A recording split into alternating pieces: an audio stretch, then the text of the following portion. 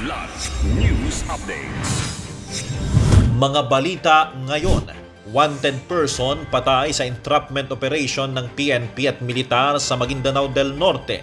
C5 Katipunan Ateneo isinara dahil sa natumbang poste.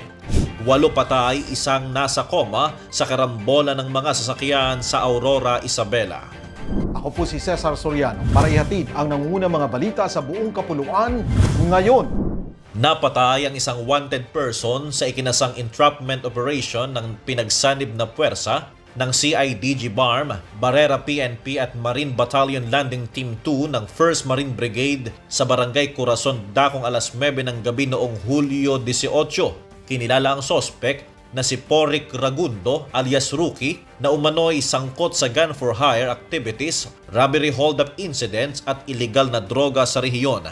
Naharap din ito sa mga kasong murder, frustrated murder at robbery. Ayon sa ulat, isinagawa ang operasyon matapos makatanggap ng impormasyon ang mga otoridad ukol sa planong bentahan ng armas ng grupo ni Ragundo. Nauwi sa maikling putukan ang operasyon na ikinasawi ng sospek habang nakatakas ang ilan sa kanyang mga kasamahan. Na-recover sa lugar ang mga matataas na kalibre ng armas at mga pampasabog. Patuloy ang isinasagawang hot pursuit operation ng mga otoridad laban sa iba pang miyembro ng grupo. Pansamantalang isinara ang northbound lane ng C5 Katipunan malapit sa Ateneo matapos matumba ang isang poste bandang alas 11:20 ng umaga ngayong Biyernes, Hulyo 19. Ayon sa ulat ng Metropolitan Manila Development Authority o MMDA, isang sasakyan ang nabagsakan ng poste sa gitna ng kalsada. Wala namang naiulat na nasugatan sa insidente. Pinapayuhan ng mga motorista na humanap ng alternatibong ruta habang inaayos pa ang lugar. Patuloy ang clearing operations ng MMDA sa nasabing kalsada.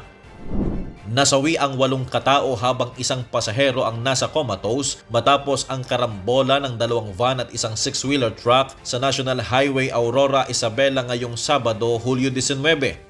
Ayon sa ulat mula sa Cagayan PIO at PNP, patuloy ang investigasyon sa insidente habang binabantayan ng mga doktor ang nasa comatose na biktima.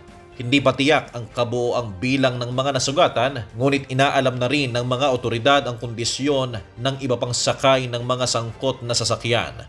Para sa Kidlat News Channel, ito si JP Adaw, nag-uulat.